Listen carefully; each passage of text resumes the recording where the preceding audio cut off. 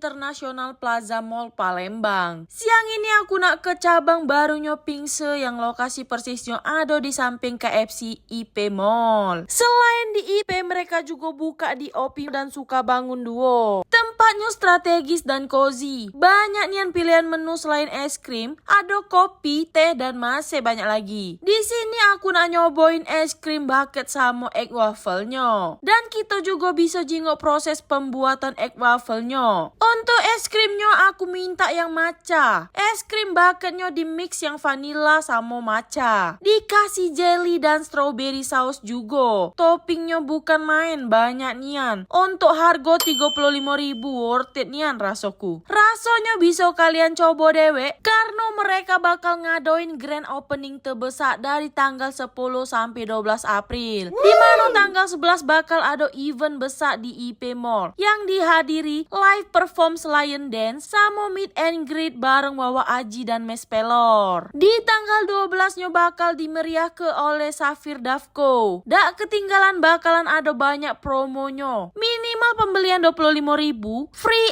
es krim cone dan minimal pembelian 35.000 free jasmine tea. Jangan lupa untuk share keseruan kamu ke akun sosmed selama ikut grand opening biar dapat hadiah surprise lainnya. Coba kalau dewe.